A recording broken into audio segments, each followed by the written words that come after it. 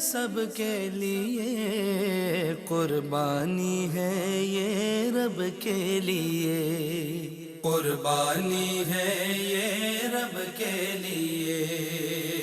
قربانی ہے یہ رب۔ جی خوش آمدید کہتے ہیں آپ کو خواجہ غریب نواز ویلفیئر ٹرسٹ کی جانب سے۔ قربانی اپیل 2024 کی خصوصی ٹیلی تھون نشریات ہیں۔ میں ہوں ڈاکٹر سید عمران ودود۔ ناظرین، آج ایک نیا دن ہے، ایک نئی نشریات ہے، ایک نئی بزم سجائے بیٹھے ہیں، لیکن سوچ وہی ہے، خواہش وہی ہے کہ جو مخلوق خدا کی خدمت کا بیڑا KGN نے اٹھایا ہے، ہم آپ کو بھی دعوت دیں کہ آپ آگے بڑھیں، ہمارے ساتھ شامل ہوں، اور یہ جو خیر کا کام، فلاح کا کام ہو رہا ہے، اسے جس قدر ممکن ہو سکے ہم اور آپ مل کر بڑھاتے چلے جائیں۔ یقینی طور پہ جب KGN کا قیام عمل میں لایا گیا، تب سے لے کر آج تک یہ آپ لوگ ہی ہیں جن کے تعاون سے یہ کارواں رواں دواں ہے اور لوگوں کی خدمت ہو رہی ہے، اور بہت اچھے انداز میں، بہت خوبصورت انداز میں خدمت کا یہ سلسلہ، خدمت کا یہ سفر جاری ہے۔ آج بھی ہم اسی لیے آپ کے سامنے بیٹھے ہیں کہ ہم آپ تک اپنی آواز پہنچا سکیں، ہم آپ کو بتا سکیں کہ اگر اللہ تعالیٰ نے آپ کو یہ استطاعت دی ہے، آپ اس سال قربانی کر رہے ہیں، تو کوشش کریں کم از کم ایک حصہ KGN کے ساتھ بھی آپ کی جانب سے پرفارم ہو جائے۔ ناظرین، ہم قربانی کرتے ہیں اپنے گھر میں، محلے میں، آپس میں ہم حصے ڈال کر بھی قربانی کرتے ہیں، جسے اجتماعی قربانی کہا جاتا ہے، اور پھر قربانی کے بعد جو گوشت کی تقسیم کا مرحلہ ہوتا ہے، ہم وہ بھی سر انجام دیتے چلے آ رہے ہیں۔ اور پھر وہ علماء کرام جو ہمیں بتاتے ہیں کہ جب قربانی ہو جائے تو پھر گوشت کے لیے زیادہ مستحب عمل یہ ہے کہ اس کے 3 حصے کیے جائیں، ایک حصہ خود کے لیے رکھا جائے، ایک حصہ دوستوں اور رشتہ داروں کے لیے، اور ایک حصہ غرباء کے لیے، فقراء کے لیے رکھا جائے۔ یہ مستحب عمل ہے، لیکن کوئی شرعی قید نہیں ہے، چاہے تو ہم یہ سارا گوشت استعمال بھی کر سکتے ہیں، چاہے تو سارا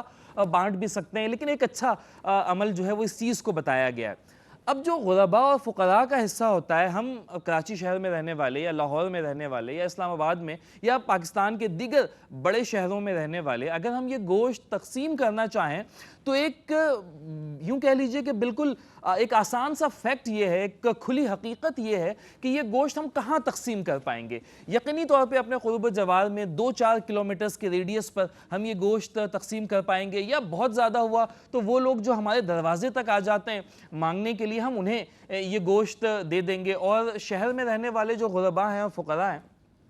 ان تک تو یہ گوشت ویسے پہنچ بھی جاتا ہے، لیکن ضرورت اس عمل کی ہے۔ آپ جانتے ہیں کہ پاکستان ایک ایسا ملک ہے، ایک جغرافیائی لحاظ سے ایک ایسے خطے میں واقع ہے جہاں پر ہر طرح کی زمینی یوں کہہ لیجئے کہ جسے جیوگرافی ہے وہ موجود ہے۔ پہاڑی علاقے بھی ہیں، شمالی علاقہ جات میں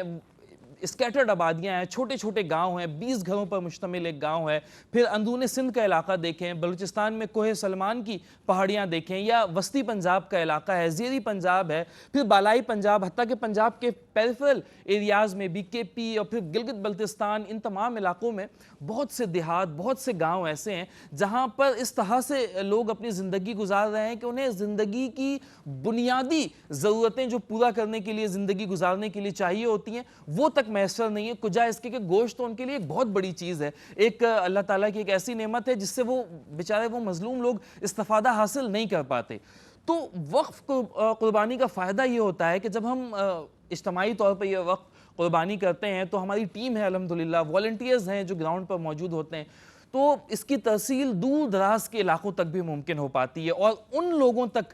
یہ گوشت پہنچ پاتا ہے کہ جو سارا سال اسے استعمال نہیں کر پاتے۔ اور KGN کا یہ خاصہ بھی رہا ہے کہ یہ گوشت قربانی کا نہ صرف کچا بلکہ پکا کر بھی لوگوں میں تقسیم بھی کیا جاتا ہے، اپنے دسترخوانوں پر بھی کھلایا جاتا ہے، اور ان کے گھروں تک بھی یہ گوشت پکا کر پہنچایا جاتا ہے۔ پھر پکانے میں بھی یہ بات میرے لیے بھی بڑی اپیلنگ تھی جب پہلی بار میرے علم میں یہ بات آئی، اور ایک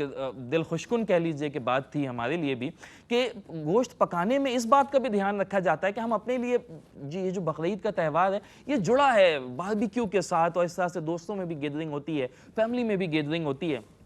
تو اس میں بھی اس بات کا لحاظ رکھا جاتا ہے، خیال رکھا جاتا ہے کہ جب ہم اپنے لیے یہ پسند کرتے ہیں اس تہوار میں تو ہم ان غرباء کے لیے بھی یہ پسند کریں، انہیں بھی یہ جو انواع و اقسام قسم کی آپ کہہ لیجئے کہ ڈشز ہیں وہ پکا کر کھلائی جائیں، کہ ہم ایک عام سا سالن بنا دیں، ہانڈی بنا دیں، یہ نہ ہو، ان کے لیے بھی ہم اہتمام کے ساتھ جو ہے وہ دعوت کا اہتمام کریں۔ تو الحمدللہ KGN کا یہ بھی خاصہ رہا ہے کہ گوشت پکا کر بھی تقسیم کیا جاتا ہے۔ تو ہماری آپ سے ریکویسٹ یہی ہے، اپیل یہی ہے کہ آپ آگے بڑھیں، اس مرتبہ KGN کی جانب سے کی جانے والی اس اجتماعی وقف قربانی میں اپنا حصہ ضرور بالضرور شامل کریں۔ اگر آپ چاہتے ہیں کہ آپ گائے میں ایک حصہ لیں تو یہ محض 18,000 روپے کا ہے۔ اگر آپ چاہتے ہیں کہ آپ کی جانب سے ایک مکمل گائے قربان کی جائے تو وہ 1,26,000 روپے سے آپ کر سکتے ہیں۔ اگر آپ چاہتے ہیں کہ ایک بکرا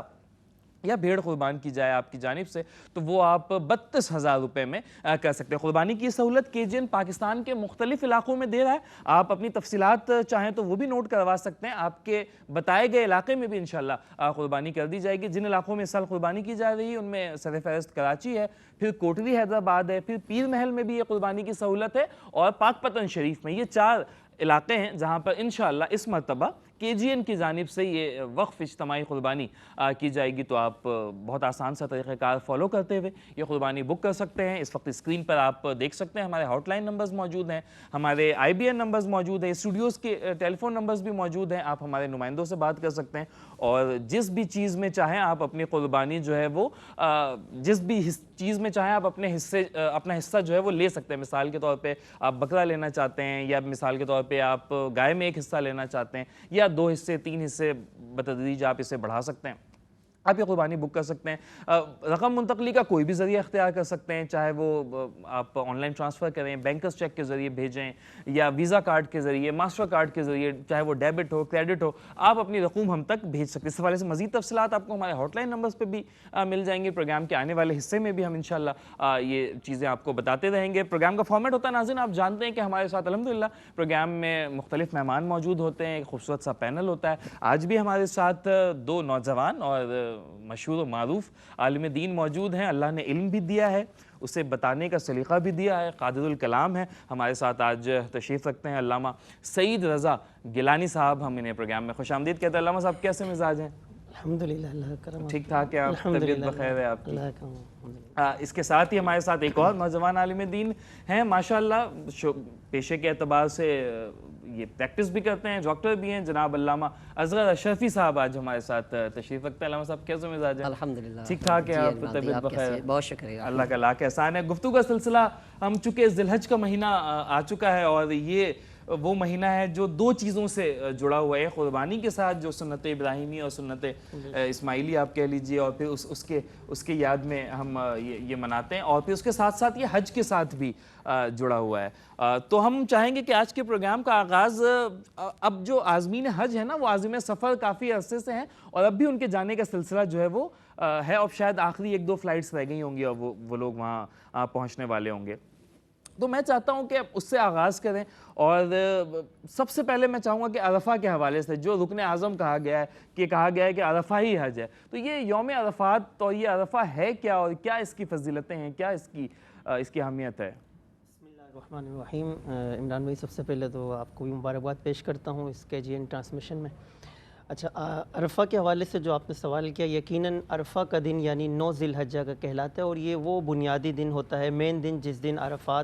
میدان عرفات میں حجاج کرام جمع ہوتے ہیں، اور پھر وہاں پر اللہ تبارک و تعالیٰ کی عبادت کرتے ہیں، اور حج کا جو مین فرض ہے، بنیادی فرض ہے، وقوف عرفہ، اس کو ادا کیا جاتا ہے۔ عرفات کے میدان کے حوالے سے اگر ہم دیکھیں کہ اس جگہ کو عرفات کیوں کہا جاتا ہے، میدان عرفات کیوں کہا جاتا ہے، اس کے بارے میں ہمیں جو روایات ملتی ہیں تفاسیر کی کتابوں میں، اس میں یہ بھی بیان کیا گیا کہ حضرت آدم علیہ السلام اور حضرت حوا علیہ السلام جب جنت سے زمین پر تشریف لائے، آپ جانتے ہیں جب جنت سے زمین پر تشریف لائے تو 300 سال کے بعد ان کے آپس میں ملاقات ہوئی ہے، اور 300 سال کے بعد جس مقام پر ملاقات ہوئی ہے وہ یہی میدان عرفات تھا، اور اس میدان عرفات کو عرفات کہنے کی سب سے بڑی وجہ وہ یہی مفسرین کرام نے بیان فرمائی ہے کہ یہاں پر حضرت آدم علیہ السلام اور حضرت حوا علیہ السلام کی ملاقات ہوئی تھی۔ پھر یہ وہ مقام ہے کہ جہاں پر حج کا سب سے بڑا فرض یعنی وقوف عرفہ وہ ادا کیا جاتا ہے، اور یہ آپ دیکھیے 9 ذی الحجہ کو جو عرفات کے میدان میں حجاج کرام جمع ہوتے ہیں، وہاں پر کوئی جو یہ آیت کریمہ بھی جو اللہ تبارک و تعالی نے اس موقع پر نازل فرمائی تھی، جب اللہ تبارک و تعالی کے حبیب ہم سب کے آقا و مولا خاتم النبیین جناب محمد مصطفیٰ صلی اللہ تعالی علیہ وسلم جس وقت آپ نے حج فرمایا اور میدان عرفات میں جب آپ وہاں پر جمع تھے، صحابہ کرام کا ایک مجمع تھا، وہاں پر یہ آیت کریمہ نازل ہوئی تھی، الیوم اکملت لکم دینکم واتممت علیکم نعمتی ورضیت لکم الاسلام دینا، کہ آج کے دن رب نے فرمایا کہ میں نے آج کے دن اپنے دین کو مکمل فرما دیا، اپنی نعمتوں کو تمام کر لیا اور تمہارے لیے دین اسلام کو چن لیا۔ یہ وہ آیت کریمہ ہے جو اس موقع پر میدان عرفات میں نازل ہوئی، اور جب یہ آیت کریمہ ایک یہودی حضرت عمر فاروق رضی اللہ تعالیٰ عنہ سے یہ کہنے لگا کہ یا امیر المؤمنین، آپ کے قرآن مجید میں ایک آیت ایسی ہے کہ اگر وہ ہم پر نازل ہوتی تو ہم اس دن کو عید کا دن مناتے، یعنی وہ ایسی بابرکت، ایسی فضیلت والی، ایسی عظمت والی آیت ہے کہ اگر ہم پر وہ نازل ہوتی تو ہم تو اس دن کو عید کا دن مناتے۔ سیدنا عمر فاروق رضی اللہ تعالیٰ عنہ نے فرمایا کہ ہم اس آیت کی عظمت کو بھی جانتے ہیں، اس مقام کی عظمت کو بھی جانتے ہیں۔ وہ عرفہ کا دن تھا جو کہ پورے سال کے دنوں میں سب سے عظیم دن ہے، اور وہ دن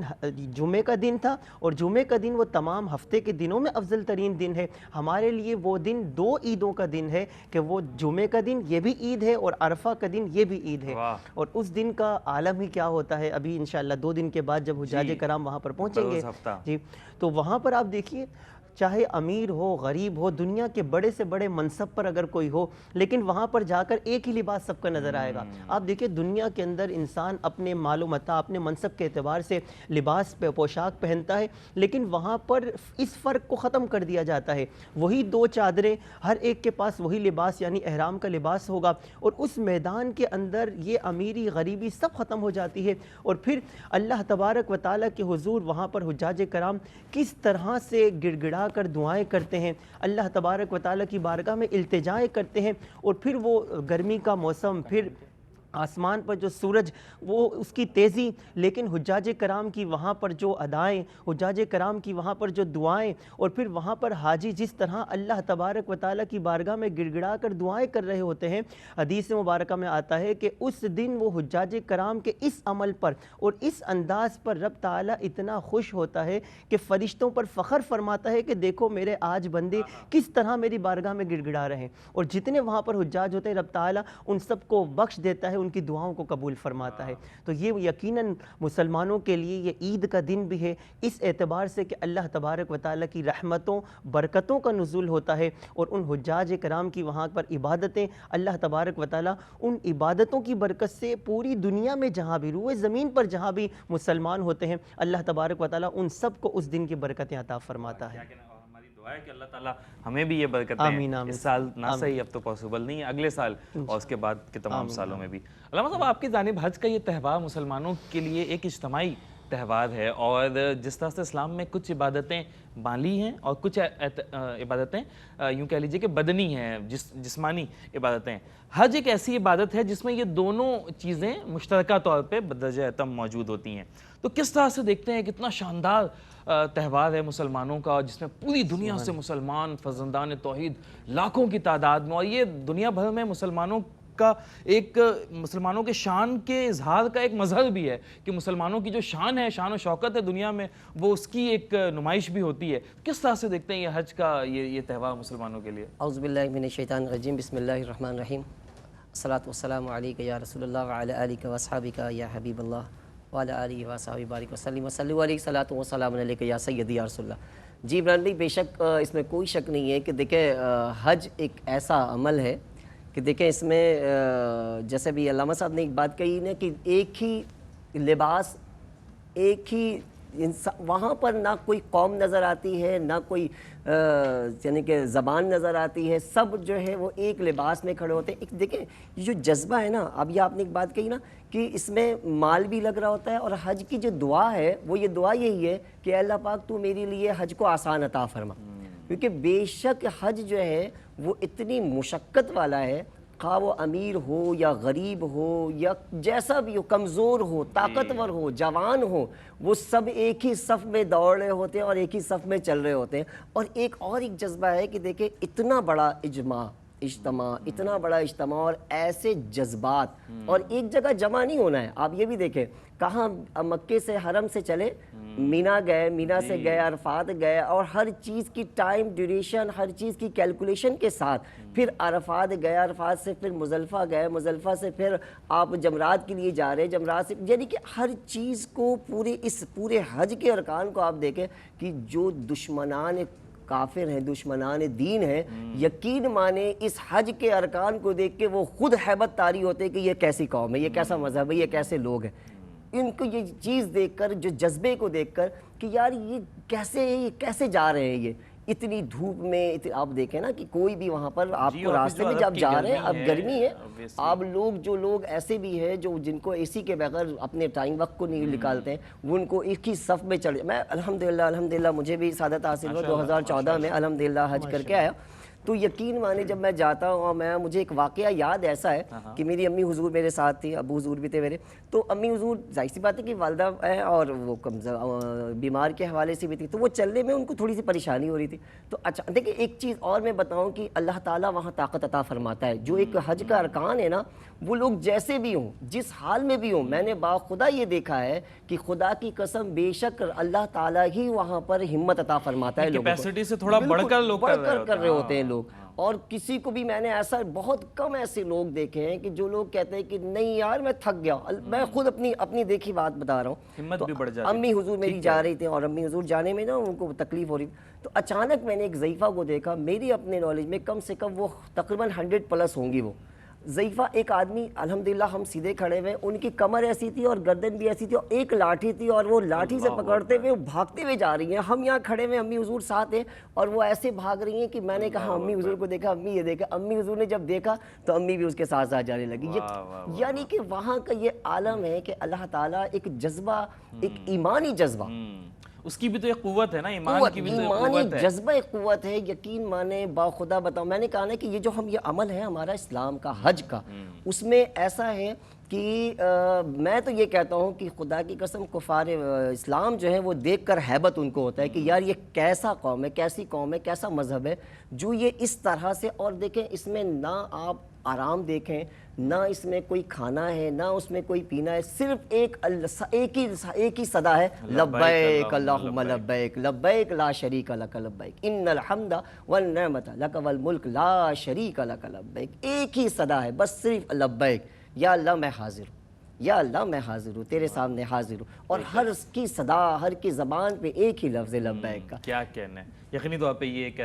ایک ایسی عبادت ہے مسلمانوں کے لیے جو ایک سعادت, باعث سعادت بھی ہے, اور اللہ تعالیٰ ہم دعا گو ہیں کہ سب کو توفیق بھی عطا فرمائے. ناظرین, میں کچھ لوگ کانٹیکٹ بھی کر رہے ہیں, میں چاہتا ہوں کہ وہ نام بھی آپ سے ساتھ ہی ساتھ شیئر کرتا چلوں. پروگرام کے آخر میں ہم بالخصوص اپنے تمام ڈونرز کے لیے بھی اور بالعموم تمام مسلمین کے لیے ہم دعا گو بھی ہوں گے کہ اللہ تعالیٰ جو تعاون کر رہے ہیں اور جو جنہوں نے ارادہ بنایا ہے, ان تمام کے لیے بھی ہم دعا گو ہوں گے کہ اللہ تعالیٰ ان کی جو بھی جائز نیک خواہشات ہیں وہ پوری فرمائے. احمد صاحب ہیں, انہوں نے کال کے ذریعے ایک بکرا بک کروایا ہے, اور بہت شکریہ احمد صاحب آپ کا, آپ کی جانب سے قربانی KGN انشاءاللہ پرفارم کر دے گا. رضیہ بیگم ہیں, انہوں نے ایک حصہ گائے میں بک کروایا ہے, بالکل ان کی جانب سے بھی یہ قربانی کر دی جائے گی. آپ کا بھی بہت شکریہ. شگفتہ صاحبہ ہیں, انہوں نے ایک حصہ گائے میں بک کروایا, اور ان کی خواہش ہے کہ ان کی جانب سے یہ پنجاب میں قربانی کی جائے. تو بالکل آپ کی جانب سے یہ قربانی پنجاب میں کر دی جائے گی, اور تمام شرعی تقاضوں کو مد نظر رکھتے ہوئے, چونکہ آپ جانتے ہیں کہ KGN الحمدللہ علماء کرام کی زیر نگرانی, زیر سرپرستی, اور پھر بہت سی یوں کہہ لیجئے کہ پابندیاں بھی ہوتی ہیں, شرعی پابندیاں بھی ہوتی ہیں, احتیاطیں بھی ہوتی ہیں, جنہیں دیکھ کر یہ قربانی کی جانی چاہیے. اور خاص کر تب جب قربانی کرنے والا کسی اور مقام پر ہو, جہاں پر قربانی کی جا رہی ہو وہ کوئی دوسرا مقام ہو, تو پھر وہ کس طرح سے کہ کسی ایک کو وکیل کرنا, آپ ادارے کو وکیل کر رہے ہیں, اور پھر جو دیگر شرائط ہیں شرعی اعتبار سے ان کو بھی ملحوظ خاطر رکھ کر انشاءاللہ یہ قربانی آپ لوگوں کی جانب سے کی جائے گی. ہمارے ہاٹ لائن نمبرز کھلے ہیں, جو مزید لوگ رابطہ کرنا چاہتے ہیں بالکل آپ رابطہ کرتے رہیں, اور انشاءاللہ ہم ان کے نام بھی ساتھ ہی ساتھ اناؤنس کرتے رہیں گے. اور نیت ہماری اس میں یہی ہے کہ ہم جن کے نام اناؤنس کر رہے ہیں, تو ہمارا ایک مزاج کہہ لیجئے وہ یوں ہوتا ہے نا کہ ساتھ والا ہمارا کسی ایک کام کا آغاز کرے, دوستوں کی جانب سے کسی کام کا آغاز ہو، رشتہ داروں میں، فیملی میں ہو، تو ہمیں بھی خواہش ہوتی ہے کہ یار ہم بھی ان کے ساتھ ملتے ہیں، یہ کام کرتے ہیں. تو نیکیوں میں بھی اسی طرح ہوتا ہے. کوئی نماز پڑھنے جا رہا ہے، اگر وہ کہہ دیا کہ بھائی میں نماز پڑھنے جا رہا ہوں، تو اگر اس کی خواہش نہیں بھی تھی یا اسے شیطان بہکا رہا تھا، وہ بھی کہتا ہے کہ یار یہ میرا دوست جا رہا ہے، چلو اس کے ساتھ ہو لیتا ہوں، تو وہ چلے جاتے ہیں. یہ ایک معمول کی چیز ہے. ہم اپنے آس پاس اس طرح کی ایکٹیویٹی دیکھتے رہتے ہیں. تو بالکل اسی طرح سے کہ ہم یہ نام لے رہے ہیں تاکہ جو دیکھنے والے انہیں بھی تحریک ملے، ترغیب ملے کہ بھئی چلو فلاں شخص نے یہ نام لیا ہے، فلاں دوست نے لیا ہے، ہم بھی آگے بڑھتے ہیں، ہم بھی اس میں اپنا حصہ شامل کرتے ہیں. تو بس ہم اس نیت سے یہ نام بھی لیتے ہیں. رابطہ تو الحمدللہ بہت سارے لوگ کر رہے ہیں، ہم چند لوگوں کے نام لے دیتے ہیں تاکہ ایک یہ سلسلہ جو ہے وہ روا دوا رہے. میں بتا چلوں کہ پروگرام میں اسی دوران ہمیں ایک نوجوان ثنا خواہ نے جوائن کیا ہے، محمد وقاص قادری. ہم آپ کو خوش آمدید کہتے ہیں، خیر مقدم کہتے ہیں. ہم چاہتے ہیں کہ ایک حمد باری تعالیٰ آپ کی جانب سے آ جائے. پروگرام تو ہم آغاز کر ہی چکے ہیں اور پھر اس کے بعد مختلف کلام بھی آگے چل کر آپ سے سنیں گے. صلی اللہ علیہ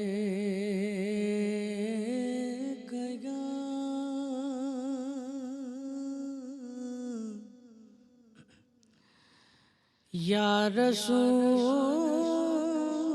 اللہ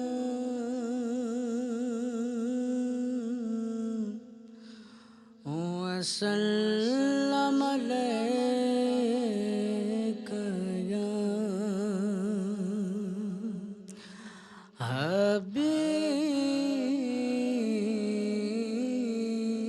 اللہ.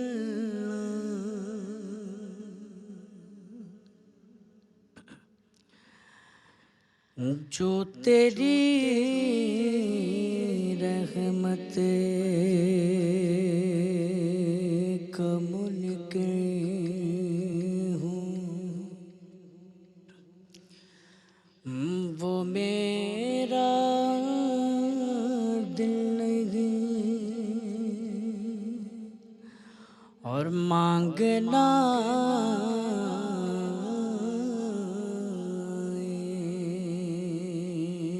جس کو وہ کوئی سائل نہیں. اے کرم پرور کرم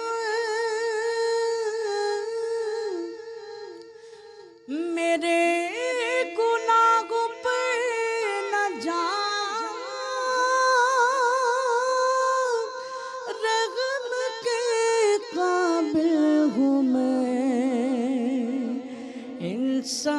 انصاف کے قابل نہیں. حاضر ہے حاضر ہے حاضر ہے ہم، حاضر ہے حاضر ہے حاضر ہے ہم میرے اللہ. حاضر ہے حاضر ہے حاضر ہے ہم، حاضر ہے حاضر ہے حاضر ہے ہم. لبیک اللہم لبیک لبیک لبیک اللہم لبیک لبیک لا شریک لک لبیک ان الہدی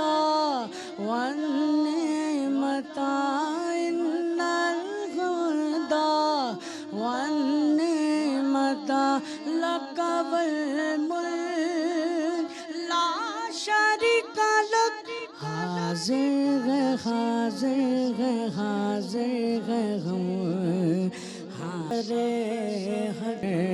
لبیک اللہم لبیک لبیک لا شریک لک لبیک ان الہدی والنعمت لک والملک لا شریک لک. کیا کہنے ہیں، ماشاءاللہ ماشاءاللہ سبحان اللہ. سلامت رہیں وقاص بھائی، ماشاءاللہ بہت اچھا پڑھا آپ نے، اور جس ایک خوبصورت رنگ بھی آپ نے اسے دیا اور جس روانی سے آپ پڑھ رہے تھے ماشاءاللہ. علامہ صاحب آپ کی جانب آؤں گا. جب مسلمان حج کے لیے جاتے ہیں اور تو بہت سی خواہشات ہوتی ہیں ان کے دل میں کہ وہاں پر جا کر یہ بھی کرنا ہے، یہ بھی کرنا ہے۔ ان خواہشات میں ایک خواہش حجر اسود کو بوسہ دینا بھی ہوتا ہے، اور چونکہ لاکھوں کا مجمع ہوتا ہے اور بے تحاشا لوگ ہوتے ہیں، اور حج کے موقع پر خصوصی طور پر یہ جو قریب کے ایام ہوتے ہیں اس سے پہلے کے 3-4 دن اور پھر بعد کے، یا یوں کہہ لیجئے کہ 15-20 دن تک وہ اس قدر رش ہوتا ہے کہ بہت سے لوگوں کے لیے یہ ممکن نہیں ہو پاتا۔ اچھا ہے تو وہ ایک پتھر ہی حجر اسود، لیکن اس کی اس قدر فضیلتیں، اس قدر اہمیتیں، کیا وجہ ہے؟ اصل میں دیکھیے اللہ تبارک و تعالی نے اس کائنات کے اندر یہ اصول رکھا ہے، اور ہمارے دین اسلام نے تو اس اصول کو بہت زیادہ بیان کیا ہے کہ کوئی بھی چیز اگر اسے کسی بھی عظیم ہستی سے نسبت یا ہو، عظیم جگہ سے نسبت ہو جائے تو وہ چیز بھی عظمت والی بن جاتی ہے۔ اب بظاہر دیکھنے میں دیکھیں حجر اسود ایک پتھر ہے اور دیکھنے میں سیاہ پتھر ہے، لیکن اگر ہم اس کے بیک گراؤنڈ کو دیکھیں کہ یہ ایک جنتی پتھر ہے کہ جس وقت حضرت ابراہیم علیہ السلام اور حضرت اسماعیل علیہ السلام نے بیت اللہ شریف کی تعمیر کی تو اللہ تبارک و تعالی نے جبریل امین کو بھیجا تھا جو یہ جنت سے 2 پتھر لے کر آئے تھے۔ ایک وہ جو مقام ابراہیم میں جو رکھا ہوا ہے وہ بڑا پتھر تھا، اور یہ ایک چھوٹا پتھر تھا جو حجر اسود کہلاتا ہے۔ تو اس بڑے پتھر پر تو تشریف فرما ہو کر حضرت ابراہیم علیہ السلام نے بیت اللہ شریف کی دیواریں بلند کی، اور اس چھوٹے پتھر یعنی حجر اسود کے بارے میں فرمایا گیا تھا کہ اس کو بیت اللہ شریف کی دیوار میں نصب کر دیا جائے۔ اچھا اللہ تبارک و تعالیٰ دیکھیے کریم ہے، وہ چاہے تو چیزوں کے اندر بھی کیسی خاصیت رکھ دیتا ہے۔ اللہ تبارک و تعالیٰ نے حجر اسود کے اندر ایسی خاصیت رکھی ہے کہ اگر کوئی شخص اسے چومتا ہے تو اس کے اندر ایسی صلاحیت ہے، ایسی خاصیت ہے کہ چومنے والے کے گناہوں کو کھینچ لیتا ہے۔ آقا کریم صلی اللہ علیہ وسلم نے اس کی فضیلت میں بیان فرمایا کہ جس وقت اس کو بیت اللہ شریف کی دیوار میں لگایا گیا تو اس کی نورانی کرنیں اس قدر زیادہ تھی کہ تفاسیر کی کتابوں میں لکھا گیا کہ حدود حرم کا تعین وہ اس کی نورانی کرنیں جہاں تک جاتی تھی اس کے حساب سے رکھا گیا، یعنی اس قدر منور تھا، دودھ سے زیادہ سفید تھا یہ، بالکل آج یہ سیاہ۔ فرمایا کہ اللہ تبارک و تعالی نے اس کے اندر جو خاصیت رکھی کہ کوئی شخص اس کو چومے۔ اچھا اب دیکھیے آپ نے بھی جیسے بتایا کہ وہاں اتنا رش ہوتا ہے اور یقیناً ہر شخص کے اختیار میں نہیں ہے، وہ نہیں پہنچ سکتا۔ رب کریم ہے، رب نے کیسے اسباب بنائے۔ آقا کریم صلی اللہ علیہ وسلم نے ان غلاموں کے لیے جو دور سے دیکھ رہے ہوتے ہیں، تڑپ رہے ہوتے ہیں، مچل رہے ہوتے ہیں، ہم اس کو بوسہ دے دیں، لیکن اتنے رش کی وجہ سے وہاں پہنچ نہیں سکتے، اور چونکہ حقوق العباد یہ بھی اس کا خیال رکھنا ضروری ہے کہ کسی کو تکلیف دے کر وہاں پر نہ پہنچا جائے۔ شریعت نے ہمیں طریقے بتا دیے، فرمایا کہ جو وہاں تک پہنچ گیا اس کو بالکل چوم سکتا ہے، اس کو بھی فضیلت مل جائے گی، جو نہیں چوم سکتا فرمایا وہ دور سے اشارہ کر کے اپنے ہاتھوں کو بوسہ دے دے، جس کو استلام حجر کہا جاتا ہے۔ اللہ تبارک و تعالی اس کو بھی وہی ثواب عطا فرمائے گا جو چومنے والے کو ملا، بلکہ یہاں تک فرمایا کہ کوئی جو بہت زیادہ دور ہے اس کے ہاتھ میں کوئی اسٹک ہے، عصا ہے، وہ اس عصا کو اشارہ کر کے اس عصا کو چوم لے، اللہ اس کو بھی اجر و ثواب عطا فرما دے۔ اور نبی کریم صلی اللہ علیہ وسلم نے اس کی فضیلت کے متعلق فرمایا کہ قیامت کے دن اللہ تبارک و تعالی حجر اسود کو ایک زبان عطا فرمائے گا، 2 آنکھیں عطا فرمائے گا، اور اس کے اندر دیکھیے میموری اللہ تبارک و تعالی نے کیسی رکھی ہے، جب سے یہ لگا ہے اور قیامت تک جتنے لوگ اس کو چومیں گے، اس کو بوسہ دیں گے، استلام حجر کریں گے، سب کے نام اس کے اندر فیڈ ہو رہے ہیں۔ اور اللہ تبارک و تعالیٰ کی بارگاہ میں جب قیامت کے دن اس کو لایا جائے گا تو یہ ان تمام لوگوں کے ناموں کو ذکر کرے گا، اور اللہ تبارک و تعالیٰ ان تمام لوگوں کی بخشش فرما دے گا۔ اور اس میں حکمت بھی دیکھیں علامہ صاحب کہ آج سے 100 سال پہلے اس چیز کو سمجھنا مشکل تھا کہ ایک پتھر کے اندر یہ میموری یہ کیسے پاسبل ہے، لیکن آج کے اس ڈیٹا سائنس کے زمانے میں ہم دیکھ سکتے ہیں کہ ڈیٹا اسٹوریج کے لیے جو ڈیوائسز ہیں، جو کیپیسٹیز ہیں، وہ اسی طرح کی چیزوں سے بنائی جاتی ہیں، اور یہ پاسبل ہے، جی یہ پاسبل ہے کہ ایک سالڈ کے اندر، میٹر کے اندر جو ہے وہ ڈیٹا اسٹور کیا جا سکے، اور اس پتھر کے اندر صلاحیت تو رب تعالیٰ نے رکھی ہے۔ لیکن عقلی طور پر یہ بات انسانوں کو اس وقت بھی ایمان تو یہی کہتا ہے کہ اس پر یقین کرنا ہے، لیکن عقلی طور پہ سمجھنے کے لیے آج کا زمانہ زیادہ آسان ہے کہ انسان اس چیز کو سمجھ۔ اور وہ عمر فاروق کے زمانے میں بھی یہ واقعہ تھا نا کہ حضرت عمر فاروق پہنچے اس پتھر کے سامنے اور کہا کہ تو ہے کیا؟ تو ہے تو صرف ایک پتھر، میں تجھے کبھی نہ چومتا اگر تجھے رسول خدا نے نہ چوما ہوتا۔ تو اس کی نسبت جو ہے وہ رسول خدا سے ہے۔ علامہ صاحب میں آپ کی جانب آؤں گا، مزید بھی کچھ لوگ رابطہ کریں، ناظرین میں چاہتا ہوں کہ وہ نام بھی ساتھ ساتھ آپ تک پہنچاتا چلوں۔ عصمت جہاں صاحبہ ہیں، کراچی سے رابطہ کیا ہے، انہوں نے ایک مکمل گائے کی قربانی بک کروائی ہے KGN کی جانب سے، انشاءاللہ آپ کا بھی بہت شکریہ عصمت جہاں صاحبہ، آپ کی جانب سے بک کی گئی قربانی، انشاءاللہ جب قربانی کا ایام کے یوم آئے گا تو انشاءاللہ ہم اس دن یہ قربانی جو ہے وہ آپ کی جانب سے بالکل پرفارم کر دیں گے۔ علامہ صاحب آپ کی جانب آئیں گے، قربانی کے حوالے سے بھی ہم گفتگو کو پروگرام میں شامل رکھتے ہیں کہ ہم دیکھتے ہیں کہ قربانی کا جانور لوگ لے کر آتے ہیں، اپنے گھروں کے باہر قربانی کرتے ہیں. علامہ صاحب نے ذکر کیا کہ وہ حجر اسود کو بوسہ دینا یہ ایک بہت بڑی سعادت ہے، لیکن ایسا نہ ہو کہ کسی کو تکلیف دے کر وہاں تک جائے. تو یہ تو اتنی بڑی سعادت ہے کہ بہت سے لوگ ایسے ہیں جو اپنی زندگی میں صرف ایک دفعہ جا پاتے ہیں، بہت سے لوگ ہیں جو جا ہی نہیں پاتے، یا کسی کو 3 4 6 8 بار زندگی میں یہ موقع ملتا ہے. تو اتنی بڑی سعادت ہے، اس کے باوجود بھی اسلام ہمیں یہ بتا رہا ہے کہ جب اسے چومنے کے لیے جاؤ تو اس بات کا خیال رکھو کہ کسی کو تکلیف دے کر وہاں تک نہ پہنچو. اور پھر ہم دیکھتے ہیں کہ قربانی جو ہم اپنی گلی میں کرتے ہیں، اپنے محلے میں کرتے ہیں، تو وہ سنت ابراہیمی کی پیروی میں ہمیں وہ قربانی کر تو رہے ہیں، لیکن اس میں بھی ہم کہیں نہ کہیں لوگوں کو تکلیف پہنچانے کا، چاہے وہ گائے کو اس طرح سے باندھ کر جانور کو کہ لوگوں کو آنے جانے میں تکلیف ہو، شامیانے لگا کر، قناتیں لگا کر، یا پھر قربانی کے دن وہ اس کی علائشیں سڑک پر پھینک کر، یا جو اس کا خون ہے وہ سڑک پر، وہ اس کی گندگی، تو مختلف طریقوں سے جو ہے وہ لوگوں کی تکلیف کا باعث ہم بن سکتے ہیں قربانی کی اس فریضے کی ادائیگی میں. تو اس سے کس طرح سے بچنا چاہیے اور کیا پیغام دیں گے؟ دیکھیں عمران بھائی، یہ بالکل صحیح ہے جملہ، بالکل اس دور میں، اس وقت دور حاضر میں یہی حال ہے ابھی. اور دیکھیں کچھ لوگوں کا معاملہ ایسا ہوتا ہے کہ ایک ہوتا ہے شوق، ایک ہوتا ہے جذبہ. یہ 2 چیزیں الگ الگ چیزیں ہیں نا. ایک ہے انسان کی شوق پیدا کرنا، ایک ہوتا ہے جذبہ ایمان کا ہونا، کہ جذبے کے ساتھ کرنا. دیکھیں جب اللہ تعالیٰ کسی کو ایمان کے جذبے کے ساتھ کسی چیز کی توفیق عطا فرماتا ہے نا، تو وہ اس ایمان کی توفیق کے ساتھ وہ اپنے آپ کو حقوق العباد کا بھی خیال رکھتے ہیں. وہ حقوق العباد کا بھی اور اپنے ارد گرد کے لوگوں کا بھی خیال رکھ رہے ہوتے ہیں. میں نے بہت سے لوگوں کو ایسے بھی دیکھا ہے کہ یقین مانے وہ جب قربانی کے جانور لے آتے ہیں تو اپنے آفس سے، اپنی جگہوں سے، اپنی چیزوں سے کچھ تر کر کر وہ ٹوٹل اس قربانی کے جانور کی طرف توجہ ڈال رہے ہوتے ہیں. ان کا یہ کانسیپٹ ہوتا ہے، یہی ہے کہ یار یہ ایک فریضہ ہے، ایک واجب ہے، اور یہ سنت ابراہیم ہے، اور ایک اللہ کے نیت کا معاملہ ہے، تو اس کی خدمت کرنی ہے مجھے. وہ اسی طرح سے خدمت کر رہے ہوتے ہیں. ظاہر سی بات ہے کہ جیسے انسان اولاد کی کر رہا ہوتا ہے، جیسے انسان اپنی چیزیں کی کر رہا ہوتا ہے، یعنی کہ ان کا جذبہ ایمانی جو ہوتا ہے اس قربانی کی توجہ کی، قربانی کی طرف، وہ ٹوٹل خیال پہ. اور ایک جذبہ جو ہوتا ہے وہ جذبہ شوق کا ہوتا ہے. وہ جو شوق والا معاملہ ہوتا ہے نا، شوق کا دکھایا جائے. یہ شوق کا جو معاملہ ہوتا ہے نا، اس میں پھر کچھ لوگ جو ہے وہ بے ادبی کر رہے ہوتے ہیں، دوسروں کو تکلیف دے رہے ہوتے ہیں، اور اس کے ساتھ ساتھ جانوروں کو بھی تکلیف دے رہے ہوتے ہیں. آپ یہ دیکھیں کہ اس جانور کو کھینچنا ہے، اس کو بھگانا ہے، دوڑانا ہے سڑکوں پہ. پھر آپ وہ اگر کوئی بول بھی رہا ہے کہ بھائی ہٹا لو، کوئی گاڑی جا رہی ہے، یا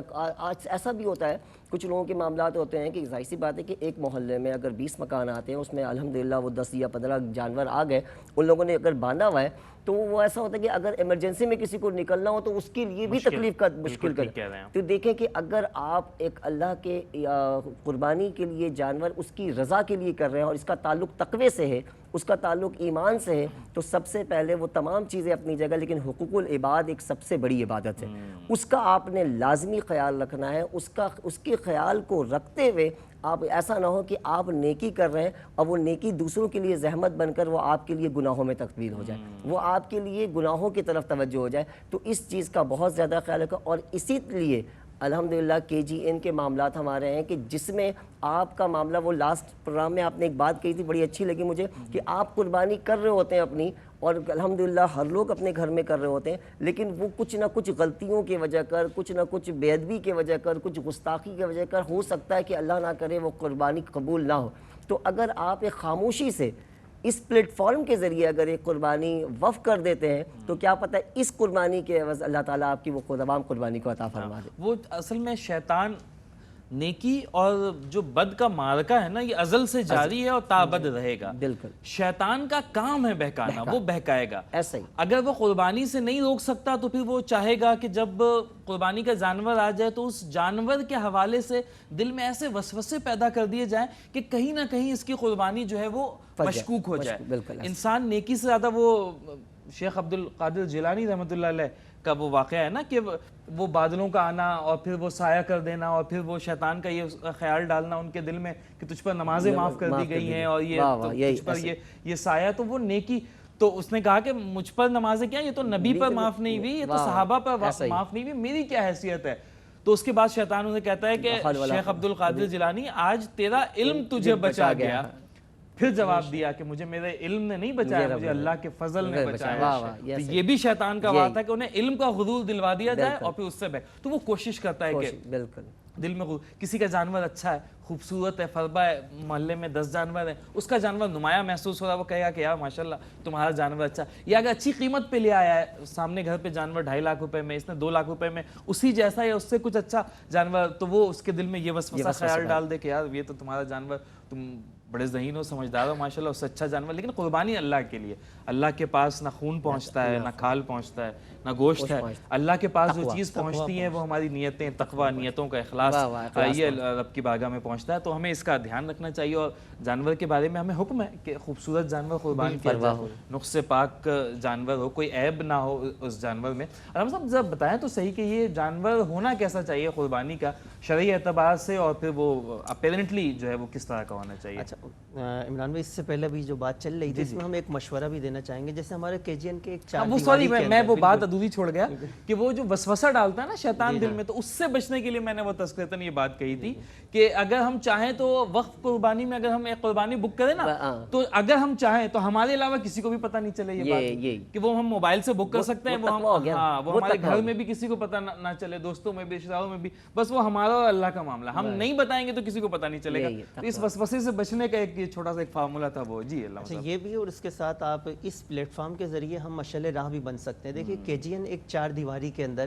جہاں صفائی ستھرائی کے معاملات ہر چیز ہوتے ہیں، تو ہم اپنے محلے میں بھی یہ چیز کر سکتے ہیں. آپ دیکھیے اگر ہر گھر کے باہر گلیاں، ہمارے یہاں آج کل چھوٹی چھوٹی گلیاں ہیں، اور تو کیا ایسا نہیں ہو سکتا اور اس پر کیا لوگ عمل نہیں کر سکتے کہ جہاں ایک گلی کے اندر 50 گھر ہیں اس میں 25 جانور آ رہے ہیں. اب آپ دیکھیے اس دور کے اندر جانور لاکھ سے کم تو ملنے کا ہے نہیں. تو جہاں کون سے جانور کی بات کر رہے ہیں علامہ صاحب؟ اس وقت تو 1.5 لاکھ سے 2 لاکھ سے کم میں نہیں مل رہا، مطلب ایک مثال ہے کہ لاکھ سے کم تو نہیں ہے. اب جو بندہ 25 افراد جو لاکھ روپے کم از کم انہوں نے لگائے ہیں، کیا وہ 2-2 3-3 4-4 5-5 ہزار روپے لگا کر ایک کھلی جگہ پر ایک ٹینٹ لگا کر، جہاں پر ایک چوکیدار بھی ہو، صفائی ستھرائی کے معاملات بھی ہوں اور کسی کو پریشانی بھی نہ ہو، تو یہ بآسانی ہو سکتا ہے جس میں حفاظت بھی ہے اور صفائی بھی ہے. تو بلکہ اس طرح کرنا چاہیے تاکہ اس سے جو حقوق العباد ہیں وہ بھی تلف نہ ہو. اچھا کچھ مثالیں ہیں ایسی موجود محلے میں، کچھ محلے ایسے ہیں جہاں پر نوجوان اس طرح کی سرگرمیاں کرتے ہیں؟ اس طرح جہاں اپارٹمنٹ وغیرہ ہیں، جہاں سمجھدار لوگ جو اس چیز کو سمجھتے ہیں کہ عبادت کے ساتھ ساتھ حقوق العباد، کیونکہ نبی کریم صلی اللہ علیہ وسلم نے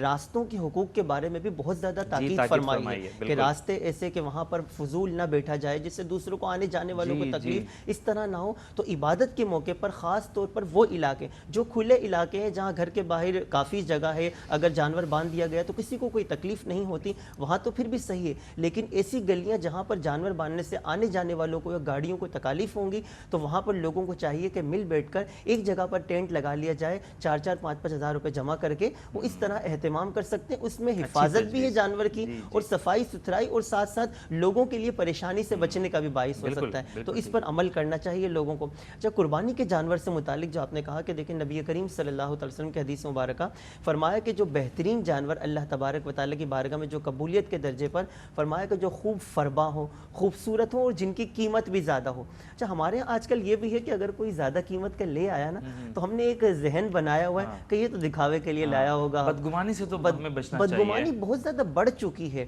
تو ایسا بھی نہیں ہونا چاہیے کہ ہر ایک پر ہم بدگمانی کریں. مسلمان کے لیے تو اچھا گمان رکھنے کا حکم دیا گیا، اور قربانی کے معاملے میں یہ حدیث مبارکہ میں الفاظ ہیں کہ جس کی قیمت زیادہ ہو، تو ہم بغیر کچھ سوچے سمجھے ڈائریکٹ یہ کہہ دیں کہ یہ فلاں تو دکھاوے کے لیے لایا ہوگا، اتنا مال، یہ بالکل نہیں ہے. اللہ تبارک و تعالیٰ دلوں کے حال جانتا ہے، نیتوں پر اجر و ثواب عطا فرماتا ہے. تو ہر کسی کے بارے میں اس طرح نہیں سوچنا چاہیے. تو قربانی ایک ضمنی سوال اس میں بنتا ہے، آپ اپنی بات کنٹینیو کیجئے گا، کہ کچھ لوگ جب جانور لاتے ہیں تو گھر کے باہر اس طرح کا اہتمام کرتے ہیں باقاعدہ طور پہ کہ جس طرح سے وہ ایک شو کر رہے ہیں، اور وہاں پر وہ مٹی کے ٹیلے جیسا بنا کر اسے بیمبو سے گھیر کر اور پھر لائٹیں لگا کر قناتیں اور شامیانہ لگا کر پھر لوگ باقاعدہ اسے دیکھنے کے لیے آتے ہیں. ہر علاقے میں ایک یہ عام وہ ہے، پریکٹس ہے. 1-2 جگہوں پر اس طرح سے ہوتا ہے کہ جن کے جانور مشہور ہوتے ہیں اور وہاں پہ بچے اور محلے دار دیکھنے کے لیے آتے ہیں. اس کو ہم کس طرح سے، میں بدگمانی بالکل نہیں کر رہا، لیکن یہ اپیرنٹلی اس کو ہم کس طرح سے دیکھیں؟ جناب بالکل، یہ ہر علاقوں میں کچھ نہ کچھ ہوتا ہے. لیکن دیکھیں اگر تو کسی کا جانور واقعی ماشاءاللہ اس طرح کا ہے اور وہ اپنے جانور کے لیے اہتمام کرتا ہے کہ مٹی وغیرہ یا ٹینٹ وغیرہ لگانا، اب لوگ خود ہی دیکھنے کے لیے آ رہے ہیں. نہیں، اس میں ایک چیز اور ہے، چہرہ سڑک کی طرف کر کے رکھا جاتا ہے. ایک نارمل پریکٹس اگر میرے گھر کے باہر جانور بندھا ہوگا نا تو اس کا جو چہرہ ہوگا وہ میرے گھر کی دیوار کی جانب ہوگا. ایک کامن پریکٹس ہے, بالکل کامن پریکٹس ہے. اس میں یہ خاص میں نے جو دیکھا ہے, اب یہ گمان کی بات نہیں ہے, یہ ایکسپیرینس کی بات ہے, مشاہدے کی بات ہے, کہ وہ اس کا رخ باقاعدہ سڑک کی جانب ہوتا ہے, یعنی کہ اس کی پشت ان کے گھر کی دیوار کی جانب. تو یہ اگر کوئی کر رہا ہے تو دیکھیں اس طرح کا اہتمام کہ پھر وہاں پر ایک مجمع لگ جاتا ہے جس سے جانور بھی پریشان ہوتے ہیں, اور پھر دیگر جو شرعی معاملات ان کی حدود کی بھی پامالی ہوتی ہے, تو اس سے پرہیز کرنا چاہیے. یہ ایک عبادت ہے, اس کو عبادت ہی کے زمرے میں لینا چاہیے. اس کو نمود و نمائش یا اپنی واہ واہ کا نہیں, کیونکہ لوگوں کو خود سوچنا چاہیے اللہ تبارک و تعالیٰ کی راہ میں, اللہ تبارک و تعالیٰ کی بارگاہ میں وہی عمل قبول ہوتا ہے جو ریاکاری سے پاک ہو. اور ریاکاری کا اعتبار جو انسان خود کر سکتا ہے, وہ خود اس چیز کو دیکھ سکتا ہے کہ میں نے اگر یہ ٹینٹ لگایا ہے, میں نے اگر یہ لائٹیں لگائی ہیں, اس طرح کا اہتمام کیا ہے, تو میری نیت کیا ہے. اگر اللہ تبارک و تعالیٰ کی رضا ہے اور جانور کو آرام پہنچانا ہے تو پھر تو بے شک اللہ تبارک و تعالیٰ اجر و ثواب عطا فرمائے گا. لیکن اگر اس کی نیت یہی ہے, انداز سے یہی لگ رہا ہے, جس طرح لوگوں کا آنا جانا ہو, پھر اس طرح کا اہتمام بھی کیا گیا, تو پھر یہ اگر ریاکاری آئے گی. ریاکاری ایک ایسا گناہ ہے اور ایک ایسا عیب ہے جو ہر عبادت کے ثواب کو بالکل ختم کر دیتا ہے. اور ہمارے آقا کریم صلی اللہ علیہ وسلم نے خاص اس امت کے لیے فرمایا تھا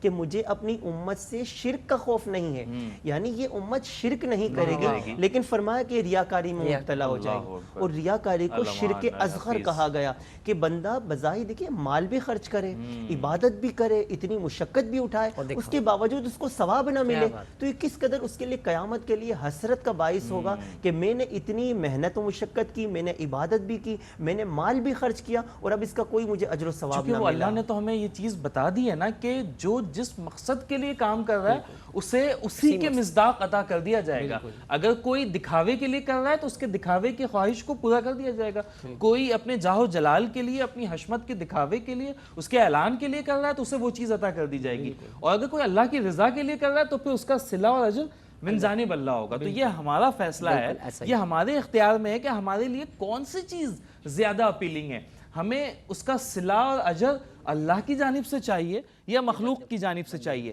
یہ فیصلہ ہمیں کرنا ہے. اور یقینی طور پہ جو ایک دانشمند ہوشمند انسان ہوگا وہ اسی بات کی امید لگائے بیٹھا ہوگا کہ بھائی جو کام میں کر رہا ہوں اس کا صلہ مجھے اللہ کی جانب سے چاہیے. چونکہ بندہ اگر اس کو رسپانس کرے گا تو وہ اپنے مصداق کرے گا, اور اگر خالق کر رہا ہے تو وہ اپنے طور پہ کرے گا. تو یقینی طور پہ ہم جتنے بھی لوگ ہیں وہ ہم دعا گو ہیں کہ اللہ تعالیٰ ہمیں ریاکاری سے محفوظ رکھے اور قربانی کو اس کی اصل روح کے مطابق ادا کرنے کی توفیق عطا فرمائے. ناظرین ہماری نشریات جاری ہیں, یہاں پر وقت ہوا ایک چھوٹی سی بریک کا, ہمارے ساتھ رہیے گا, واپس آتے ہیں. پیغام ہے یہ سب کے لیے, قربانی ہے یہ رب کے لیے, قربانی ہے یہ رب کے لیے, قربانی ہے